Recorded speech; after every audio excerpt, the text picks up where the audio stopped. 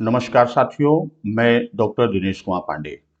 साथियों, आज के खंड में हम लोग संधि के अंतर्गत विसर्ग संधि का अध्ययन करेंगे। विसर्ग संधि के पहले हम लोग स्वर संधि और व्यंजन संधि का अध्ययन कर चुके हैं। तो विसर्ग संधि है क्या? विसर्ग के साथ स्वर अथवा व्यंजन के मिलने पर जो विकार उत्पन्न होता है उसे विसर्ग संधि कहते हैं। जैसे जिस का मेल हो रहा है उसमें पहली ध्वनि विसर्ग की है और उसका मेल होता है किसके साथ? या तो स्वर के ध्वनि के साथ या व्यंजन ध्वनि के साथ। तो किसी स्वर या व्यंजन ध्वनि के साथ जब मेल होता है और उससे जो विकार उत्पन्न होता है, इसी विकार को हम क्या कहते हैं? इसी विकार को हम विसर्ग संधि कहते हैं। तो विसर्ग संधि में पहले शब्द की अंतिम ध्वनि क्या होनी चाहिए? पहले शब्द की अंतिम ध्वनि विसर्ग की होनी चाहिए। उसके सामने स्वर या व्यंजन हो और कभी कभी नियम आएगा कि विसर्ग के पहले भी कुछ ध्वनियों की शर्त होती है, तो उसका भी हम लोग अध्ययन करेंगे। तो चलते हैं विसर्ग के पहले नियम की ओर। यदि विसर्ग के बाद चा या छा हो तो विसर्ग का शा तालव्य शा में परिवर्तन हो जाता है। भाई, इसमें विसर्ग ध्वनि है और विसर्ग के सम्मुख क्या हो? चा या छा। सम्मुख का मतलब कि उसका योग किससे हो रहा है? चा या छा से हो रहा है। तब हम क्या करेंगे? यहां पर विसर्ग जो होगा वह अपने को परिवर्तित करेगा। किसमें? वह अपने को तालव्य शा में परिवर्तित करेगा। जैसे हम इसके कुछ उदाहरण देखते हैं। जैसे पहला हमने लिया निह धन चय। पहला उदाहरण निह धन चय। अब यहां पर आप देखिए तो ये हमारा विसर्ग है और विसर्ग के सम्मुख क्या है? उसके सम्मुख जिससे योग है चा है। तो अब नियम कहता है कि विसर्ग के बाद यदि चा या छा हो तो विसर्ग का क्या होता है? तालव्य सा में परिवर्तन होता है। तो विसर्ग के तालव्य सा में जो परिवर्तन होता है तो यहां विसर्ग किसमें आ गया? तालव्य शा में। तो अब यहां पर आप देखेंगे तो ये आपका नी बचा हुआ है। भाई, विसर्ग तो परिवर्तित हुआ सा में, नी का योग अब यहां सा और बचा क्या है? दाहिनी तरफ चय। अब इसको हम संधि पद बनाएंगे, निह धन चय बराबर। तो ये क्या बनेगा? यह शब्द संधि पद बनेगा निश्चय। उसी तरह हम उदाहरण एक दो और देखते हैं। जैसे निह धन छल। भाई, अगला उदाहरण लेते हैं, निह धन छल। अब यहां पर आप देखिए ये क्या है? ये हमारा विसर्ग है। अब इसके सामने छा है तो विसर्ग अपने को किस में परिवर्तित कर लेगा? विसर्ग अपने को तालव्य शा में परिवर्तित करेगा और हमारा संधि पद क्या बन जाएगा? हमारा संधि पद बन जाएगा निश्चल। उसी तरह निह धन चल। निह धन चल। तो अब इसमें भी जो विसर्ग है, विसर्ग के सम्मुख कौन पड़ रहा है? विसर्ग के सम्मुख चा पड़ रहा है। तो अब विसर्ग अपने को परिवर्तित किसमें करेगा? विसर्ग अपने को तालव्य सा में परिवर्तित करेगा और हमारा संधि पद बनेगा निश्चल। तो यहां एक उदाहरण और हम ले लेते हैं कि कह धन चित। कह धन चित। अब फिर का विसर्ग के सम्मुख कौन पड़ा? विसर्ग के सम्मुख चा पड़ा। तो अब ये अपने को परिवर्तित किसमें कर लिया? अपने को तालव्य सा में परिवर्तित किया और हमारा शब्द क्या बनेगा, संधि पद क्या बनेगा, हमारा संधि पद बनेगा कश्चित। इसी तरह अगला नियम कि विसर्ग के बाद में ट या ठा हो, विसर्ग के बाद में क्या हो, टा या ठा हो। तो अब विसर्ग ध्वनि है, इस विसर्ग ध्वनि के बाद कौन सा वर्ण आए, टा या ठा आए, तब विसर्ग अपने को परिवर्तित करेगा। विसर्ग क्या करेगा, विसर्ग रूपांतरित होगा। और यही रूपांतर जो होता है इसी को हम आप कहते हैं कि वर्णों या ध्वनियों के मेल से उत्पन्न विकार। तो यह रूपांतरित होना ही विकार है। और यह किसमें रूपांतरित हो रहा है, विसर्ग, विसर्ग मूर्धन्य सा में रूपांतरित हो रहा है। तो अब यहां इसका अगर हम उदाहरण लेके चलते हैं, जैसे दुह धन ट, दुह धन ट। अब ये हमारा क्या है, ये हमारा विसर्ग है, इसके सम्मुख कौन है, टा है। तो विसर्ग अपने को किसमें परिवर्तित करेगा, यह अपने को मूर्धन्य सा। अब यहां देखिए जो विसर्ग परिवर्तित होता है वह मूल व्यंजन में परिवर्तित होगा, और मूल व्यंजन हलंत युक्त है यानी अर्धाक्षर है। तो इस आधार पर जो संधि पद बनेगा वह संधि पद बनेगा दुष्ट। संधि पद हमारा क्या बन रहा है, संधि पद दुष्ट बन रहा है। एक दो उदाहरण और हम लेते हैं, जैसे ततः धन ठकार, ततः धन ठकार। अब इसमें देखिए कि विसर्ग, यहां पर विसर्ग का के सामने कौन है, ठा है। तो विसर्ग के सामने ठा है तो विसर्ग अपने को किसमें परिवर्तित कर लेगा, विसर्ग अपने को मूर्धन्य सा में परिवर्तित कर लेगा। और मूर्धन्य सा में परिवर्तित होने पर इसका संधि पद जो बनेगा वह क्या बनेगा, ततस्थकार। इसी तरह एक उदाहरण और हम लेके चलते हैं, जैसे धनु धन टंकार, धनु धन टंकार। अब यहां विसर्ग है ये भाई, विसर्ग, विसर्ग के सामने कौन है, टा। तो विसर्ग अपने को परिवर्तित कर रहा है, अपने को किसमें परिवर्तित करेगा, अपने को मूर्धन्य सा में परिवर्तित करेगा। और हमारा संधि पद बनेगा धनुष टंकार। संधि पद क्या बना, धनुष टंकार।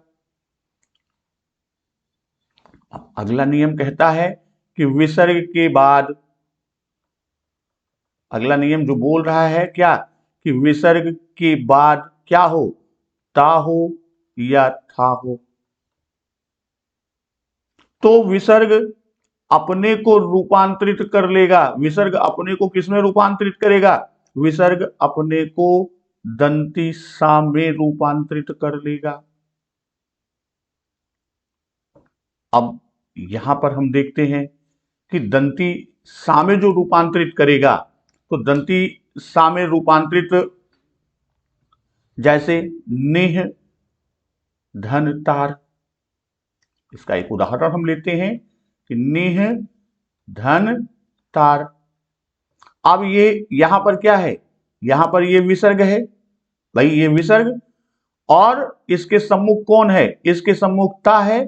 तो विसर्ग क्या होगा, यहां पर विसर्ग का क्या होगा, यहां विसर्ग का रूपांतरण हो जाएगा, विसर्ग का रूपांतरण। और यह रूपांतरण किस में होगा, यह रूपांतरण दंती सा में होगा। तो इसका संधि पद क्या बन जाएगा, इसका संधि पद बन जाएगा निस्तार। उसी तरह कुछ उदाहरण हम और लेते हैं, जैसे निह धन तेज, निह धन तेज। अब विसर्ग के सम्मुख कौन है, विसर्ग के सम्मुख ता है। तो विसर्ग किसमें परिवर्तित हो जाएगा, यह विसर्ग दंती सा में परिवर्तित हो जाएगा। और जो संधि पद बनेगा वह संधि पद क्या होगा? वह संधि पद होगा निस्तेज। एक दुह धन तर, एक उदाहरण और लेते हैं। दुह धन तर, अब इसमें भी अगर हम देखें तो यह हमारा विसर्ग है। अब विसर्ग के सम्मुख कौन है? विसर्ग के सम्मुख ता है, तो यह विसर्ग अपने को किस में परिवर्तित करेगा? दंती सा में। और इसका जो संधि पद बनेगा वह क्या हो जाएगा? विसर्ग के स्थान पर दंती सा और दूसरा खंड जोड़ देंगे और हमारा शब्द संधि पद बनेगा दुस्तर। अब इस नियम को देखिए कि यदि विसर्ग के पहले आ, अब विसर्ग के पहले की भी वो शर्त दे रहा है। वो शर्त क्या कह रहा है कि भाई ये विसर्ग है हमारा। आप कहते हैं कि विसर्ग के पूर्व उसके पहले आ आए, उसके पहले आ, और उसके बाद विसर्ग के बाद, विसर्ग के बाद किसी वर्ग का, विसर्ग के बाद कहते हैं कि किसी वर्ग का तीसरा, चौथा या पांचवा वर्ण आए। विसर्ग के पहले आया, विसर्ग के बाद किसी वर्ग का तीसरा, चौथा या पांचवा वर्ण आया। या रा लावा, ये या रा लावा क्या है? ये या से लेकर वा तक ये हमारे क्या हैं? ये हमारे अंतस्थ वर्ण है। तो अब ये अथवा कौन आए? या अंतस्थ वर्ण आए और या हा हो। उस स्थिति में क्या होगा? उस स्थिति में यह विसर्ग किसमें परिवर्तित होता है? यह विसर्ग ऊ में परिवर्तित होता है। साधारणतः किताब में सीधे कह देते हैं कि आ और विसर्ग के योग से ओ में परिवर्तन होता है, लेकिन वास्तव में यहां विसर्ग किसमें रूपांतरित होगा? विसर्ग का रूपांतरण ऊ में होगा और फिर यह आ और ऊ इन दोनों का योग होता है। आ का और ऊ का योग होता है और इनके योग होने पर जो हमने स्वर संधि में पढ़ा था गुण संधि, तो उस गुण संधि के आधार पर तब यहां इन दोनों के योग से यह ओ में परिवर्तित होता है। गुण संधि के आधार पर यह ओ में परिवर्तित हुआ। अब यहां इस चीज को फिर से एक बार ध्यान देते हैं। विसर्ग के पहले आ हो, भाई विसर्ग है तो विसर्ग के पहले क्या हो? विसर्ग के पहले आ हो, विसर्ग के पूर्व आ है। विसर्ग के बाद वर्ग का तीसरा, चौथा या पांचवा वर्ण हो या अंतस्थ हो, अंतस्थ व्यंजन या वर्ण, और या हा हो। उस स्थिति में विसर्ग अपने को ऊ में परिवर्तित करेगा और फिर यह पूर्व का आ और ऊ इन दोनों के योग से, दोनों के मिलने पर गुण संधि के आधार पर, गुण संधि के द्वारा यह दोनों मिलकर ओ में परिवर्तित होते हैं। अब इसका उदाहरण हम एक दो लेके चलते हैं कि ये ओ में जो परिवर्तित हुआ वह कैसे हुआ। जैसे मनः धन रथ, हमने उदाहरण लिया कि मनः धन रथ। अब यहां पर आप देखिए कि यह विसर्ग है। विसर्ग के सामने कौन है? रा, जो कि अंतस्थ या रा लावा अंतस्थ के अंतर्गत आता है। और यहां ना का अंतिम ध्वनि कौन सी है? इसकी अंतिम ध्वनि आ, चूंकि मां के बाद ना को हम तोड़ दें तो ना हलंत धन आ, और तब ये विसर्ग है। तब उसके बाद क्या है? तब विसर्ग है और तब उसके बाद ये रथ जुड़ता है। तो यहां हम ये देखते हैं कि ये आ है। भाई नियम, हमने जो नियम पढ़ा कि यदि विसर्ग के पहले आ और उसके बाद किसी वर्ग का तृतीय, चतुर्थ, पंचम या अंतस्थ या रा ला वा हो या संघर्षी का हा हो तो विसर्ग का ऊ हो जाता है। तो अब उस नियम के आधार पर यह विसर्ग किस में परिवर्तित हुआ? यह विसर्ग ऊ में परिवर्तित होगा और पूर्ववर्ती जो आ है, इन दोनों का जब योग होगा तब इन दोनों के योग से क्या हो जाएगा, यह ओ में परिवर्तित होगा। और बाकी जितने बचे हैं उनको आप नीचे लिखें, जैसे मां बचा, ना हलंत बचा, तो मां धन ना हलंत धन ओ, और इधर रथ।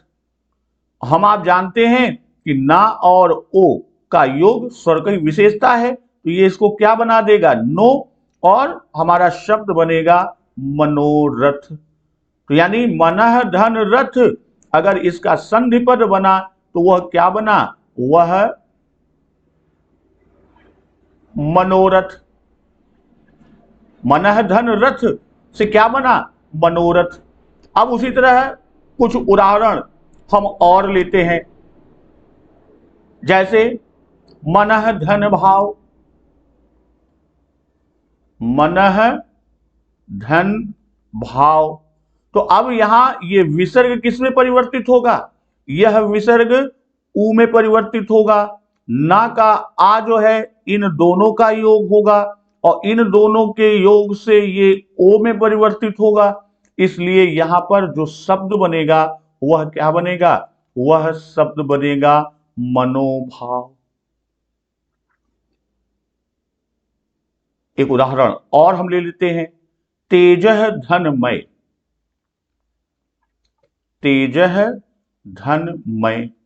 अब तेजः धनमय है तो यहां ये विसर्ग है, भाई ये क्या है, ये विसर्ग है, और विसर्ग के पहले जा में आ है, आ स्वर का योग है, यानी ते धन जा हलंत धन आ है, और इधर म और या है, तो वर्ग का ये पांचवा अक्षर।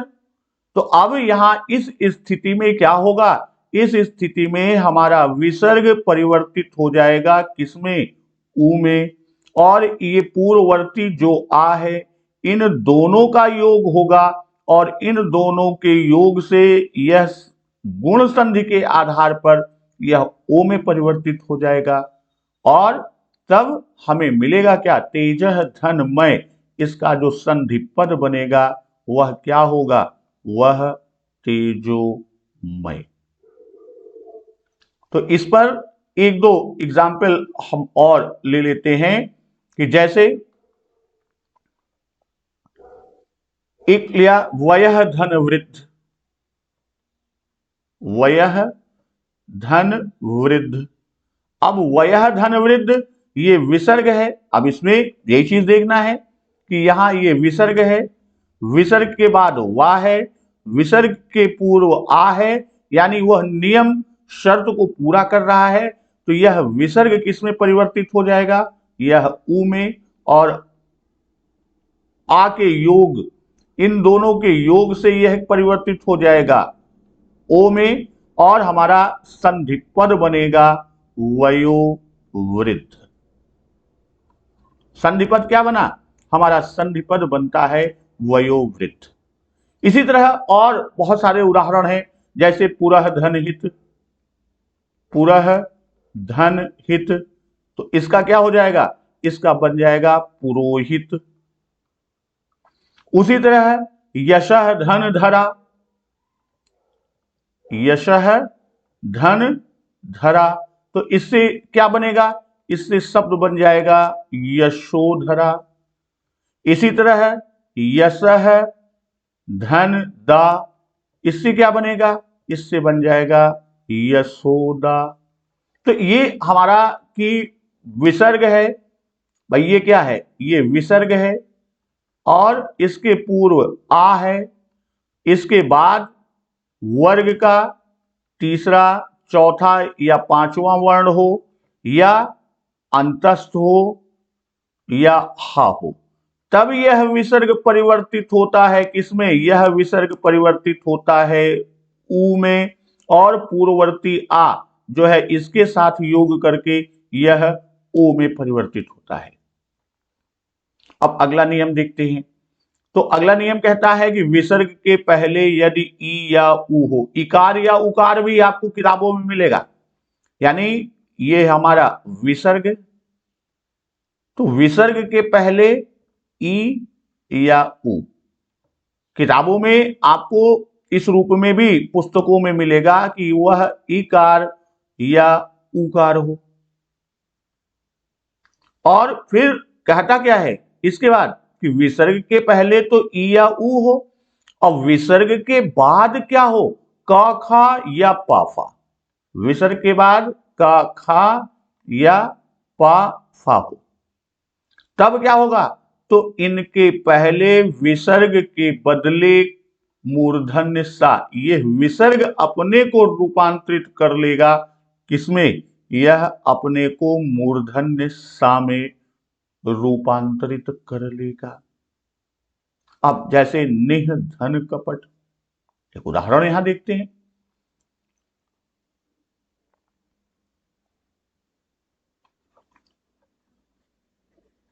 निह धन कपट। अब देखिए ये क्या है, ये हमारा क्या है, यह विसर्ग है। विसर्ग के पहले अगर यहां नी को हम तोड़ेंगे तो ना हलंत धन ई, ये नी का रूप टूटेगा जो हमने वर्ण विभेदन या वर्ण विच्छेद में पढ़ा था। और विसर्ग के बाद क्या है, का पट, यानी का है। विसर्ग के बाद का है, विसर्ग के पहले क्या है, विसर्ग के पहले ई है। और नियम ने क्या कहा, यदि विसर्ग के पहले इकार या उकार ई हो या उ हो और विसर्ग के बाद क ख प फा हो, तब विसर्ग अपने को रूपांतरित किसमें करता है, मूर्धन्य सा में। तो अब यहां पर यह विसर्ग रूपांतरित हो जाएगा किसमें, मूर्धन्य सा में। तो हमारा जो ये रूप बनेगा यह क्या होगा, मूर्धन्य सा और ई, यह दोनों मिलकर इसको क्या बना देंगे, और ये ना। तो इसको इस रूप में हम यहां देख लें कि ये ना हलंत धन ई, धन मूर्धन्य सा, धन ये आगे आपका पूरा है ही है, हम एक साथ लिखते हैं, तोड़ने की जरूरत नहीं। अब यहां ना और ई क्या हो गए, नी। मूर्धन्य सा है तो अर्धाक्षर है और फिर आगे हमने लिख दिया तो हमारा शब्द क्या बन गया, निष्कपट। तो निह धन कपट का संधि पद क्या बना, नह निस कपट। भाई निह धन कपट ये आपका क्या हुआ, यह आपका निष्कपट हुआ। उसी तरह निह धन पाप। तो अगला एग्जाम्पल कि निह धन पाप। अब यहां विसर्ग है, उसके बाद पा है, उसके पहले ई है। तो अब इस स्थिति में यह विसर्ग रूपांतरित होगा किसमें, यह विसर्ग रूपांतरित होगा मूर्धन्य सा में। और हमारा जो संधि पद बनेगा वह संधि पद क्या होगा, वह निस पाप शब्द बनेगा। एक उदाहरण और, जैसे दुह धन फल। एक उदाहरण हम और देखते हैं कि दुह धन फल। तो अब यहां पर भी हम देखें तो ये क्या है, ये हमारा विसर्ग, ये विसर्ग। इसके पहले क्या है, इसके विसर्ग के पहले उ है और विसर्ग के बाद क्या है, फा है। तब उस स्थिति में क्या होगा, उस स्थिति में यह विसर्ग हमारा रूपांतरित हो जाएगा मूर्धन्य सा में। और यह हमारा जो संधि पद बनेगा वह क्या बनेगा, दुष्फल। इसी तरह और बहुत सारे उदाहरण है, चतुर्धन पद चतुष्पद। एक दो उदाहरण हम यहां पे चर्चा कर देते हैं, जैसे चतुह धन पद। अब यहां देखिए विसर्ग है, यहां पर क्या है, ये विसर्ग है, उसके पहले उ है, बाद में पा है। तब ये संधि पद क्या बन जाएगा, हमारा संधि पद बन जाएगा चतुष्पद। उसी तरह उदाहरण है निह धन कारण। निह धन कारण, तो इसका क्या बन जाएगा संधि पद, इसका संधि पद बनेगा निष्कारण। अब अगला नियम की ओर हम चलते हैं कि यदि विसर्ग के पहले आ और यानी दोनों आ ह्रस्व दीर्घ को छोड़कर आ को कोई दूसरा स्वर आए और विसर्ग के बाद कोई स्वर हो। भाई विसर्ग है, विसर्ग के पहले क्या कह रहा है? विसर्ग के पहले वो कह रहा है कि ह्रस्व या दीर्घ आ के अतिरिक्त, दीर्घ के अलावा कोई स्वर हो। और फिर कहता क्या है? विसर्ग के बाद क्या हो? विसर्ग के बाद कोई भी स्वर हो, विसर्ग के बाद कोई भी स्वर हो, या वर्ग का तीसरा, चौथा या पांचवा वर्ण हो, या अंतस्थ हो, या हा हो। तब उस कंडीशन में क्या होगा? उस कंडीशन में यह विसर्ग अपने को रूपांतरित करेगा। विसर्ग के स्थान पर क्या हो जाएगा? विसर्ग के स्थान पर रा हो जाएगा। विसर्ग के स्थान पर क्या होगा? विसर्ग के स्थान पर रा हो जाएगा।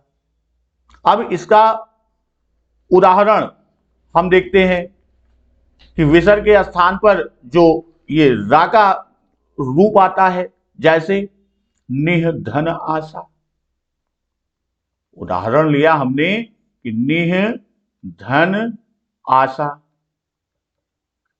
तो अब निह धन आशा में हमने देखा कि यह क्या है? यह हमारा विसर्ग है। विसर्ग के पहले क्या है?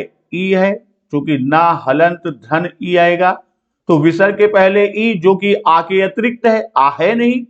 और विसर्ग के बाद क्या है? कहता है कोई भी स्वर, वर्ग का तीसरा, चौथा, पांचवा वर्ण अंतस्थ या हा हो, तो यहां स्वर आ है। तब ये सारी नियम को पूरा कर रहा है। तो इस स्थिति में क्या होगा? इस स्थिति में यह विसर्ग हमारा रूपांतरित हो जाएगा किसमें? रा हलंत। तो अब बाकी को आप नीचे उतार लीजिए, जैसे ना हलंत धन ई धन रा धन दीर्घ आ धन शा। तो अब रा और आ का योग मिलके क्या बन गया? रा, और इधर ना और ई मिलके नी, और इधर शा बचा, उतार लिया। तो निधन आशा का जो संधि पद बनेगा वह क्या बना? निधन आशा का संधि पद यानी निराशा। उसी तरह है दुह धन दशा। एक उदाहरण देखते हैं कि दुह धन दशा। अब इसमें भी आप देखिए कि यह विसर्ग, विसर्ग के पूर्व में क्या है? इसके पूर्व में ऊ है, आ से इतर है, और इसके बाद क्या है? दा, जो कि तीसरा, चौथा, पांचवा में से है, वर्गीय वर्ण के। तब उस स्थिति में क्या होगा? उस स्थिति में यह विसर्ग हमारा रूपांतरित हो जाएगा रा में, और हमारा संधि पद बनेगा। संधि पद क्या होगा? कि दुर्दशा। अब इसके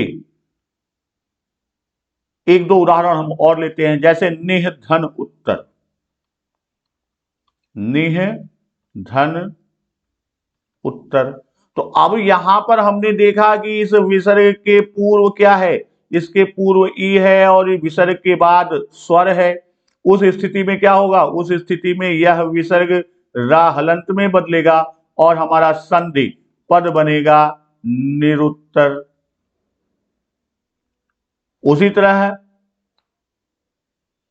निह धन ईह। अगला उदाहरण हम देखते हैं, क्या है? निह धन ईह। तो अब यहां पर आप देखिए कि ये विसर्ग है, ये क्या है? ये विसर्ग है। विसर्ग के बाद ई है, विसर्ग के पहले ई है। तो अब विसर्ग के पहले आ के अतिरिक्त स्वर है, विसर्ग के बाद स्वर है, तो यह विसर्ग अपने को रूपांतरित करेगा किसमें? अपने को रूपांतरित करेगा रा में, तो हमारा जो संधि पद बनेगा वह क्या बनेगा, वह निरीह बनेगा। तो यहां यही चीज हमको ध्यान में रखना है कि जो ये कंडीशंस दी रही होती हैं, उन कंडीशंस को हमको ध्यान में रखना है। ये देखना है कि यहां कौन सा कंडीशन अप्लाई हो रहा है। फिर एक उदाहरण हम लेते हैं, निह धन ऐक्य। निह धन ऐक्य, अब यहां ये विसर्ग है, विसर्ग। अब विसर्ग के पहले क्या है, ई है, और विसर्ग के बाद ऐ। तो अब विसर्ग रूपांतरित हो जाएगा। विसर्ग किसमें रूपांतरित होगा, विसर्ग रूपांतरित हो जाएगा रा में, और रा में रूपांतरित होगा तो यहां पर जो हमारा शब्द बनेगा, जो संधि पद बनेगा, वह क्या होगा, वह संधि पद बनेगा निरैक्य। इसी तरह कुछ उदाहरण हम एक दो और देखते हैं, जैसे निह धन आदर। निह धन आदर, तो इसका क्या हो जाएगा, इसका हो जाएगा निरादर। उसी तरह दुह धन बल। दुह धन बल, तो इसका क्या हो जाएगा, इसका हो जाएगा दुर्बल। निह धन ईह या निह धन अर्थक। निह धन अर्थक, तो इसका क्या होगा, इसका संधि पद बनेगा निरर्थक। तो ये हमारा कंडीशन। अब अगली कंडीशन, अगली शर्त की बात देखते हैं कि यदि विसर्ग के पहले आ हो। अब यह क्या कह रहा है कि हमारा विसर्ग है, और कंडीशन कह रहा है कि विसर्ग के पूर्व कौन हो, विसर्ग के पूर्व आ हो, और उससे परे यानी उसके बाद कौन हो, का, खा, पा या फा, इनमें से कोई हो। तो विसर्ग ज्यों का त्यों रहता है, विसर्ग में कोई परिवर्तन नहीं। विसर्ग क्या होगा, विसर्ग हमारा ज्यों का त्यों, यानी कोई परिवर्तन नहीं, वो वैसे ही जुड़ जाएंगे। जैसे हम कह रहे हैं कि प्रातः काल, प्रातः धन काल, तो अब प्रातः धन काल में क्या हो जाएगा, इसका संधि पद वैसे ही रहेगा प्रातः काल, इसमें कोई परिवर्तन नहीं हुआ। उसी तरह एक उदाहरण हम और लेते हैं, जैसे है कि हमारा पयः धन पान। अब देखिए यहां पर ये क्या है, ये विसर्ग है, और विसर्ग के पहले क्या है, विसर्ग के पहले आ, या का आ है, और विसर्ग के बाद क्या है, पा है। तो उस जो हमारी शर्त है, कंडीशन दी गई है, आप पहले आ हो और बाद में का, खा, पा, फा हो, तो उसमें कोई परिवर्तन नहीं होगा। यथा स्थिति में ज्यों का त्यों, तो ये क्या बन जाएगा, यह हो जाएगा पयः पान। अब अगले नियम की बात करते हैं, यदि ई ऊ के बाद विसर्ग हो और इसके बाद राय, यानी यहां ये कह रहा है कि विसर्ग है, विसर्ग के पहले क्या करा है, ई ऊ के बाद विसर्ग हो, यानी विसर्ग के पूर्व क्या हो, ई ऊ हो, और विसर्ग के बाद रा आए, तो यह ई और ऊ क्या होगा, यह दोनों परिवर्तित हो जाएंगे। किसमें, ह्रस्व ई जो है, यहां पर जो ह्रस्व ई की बात किया है, यह ह्रस्व ई और ह्रस्व ऊ परिवर्तित हो जाएगा किसमें, यह दीर्घ ई और दीर्घ ऊ में परिवर्तित हो जाएगा, और विसर्ग लुप्त हो जाएगा, विसर्ग लुप्त। अब इसका एक उदाहरण लेते हैं, जैसे निह धन रव। निह धन रव, अब निह धन रव ये विसर्ग है, विसर्ग के पहले ई है और विसर्ग के बाद रा है, तो अब यहां क्या होगा, यह विसर्ग लुप्त हो जाएगा, विसर्ग लुप्त हो जाएगा। और ये ई जो है ह्रस्व ई, यह परिवर्तित हो जाएगी दीर्घ ई में और हमारा संधि पद बनेगा नीरव। इसी तरह एक दो उदाहरण हम और इस पर ले लेते हैं। निह धन रस, निह धन रस, तो इसका क्या बन जाएगा? इसका बन जाएगा नीरस। दुह धन राज,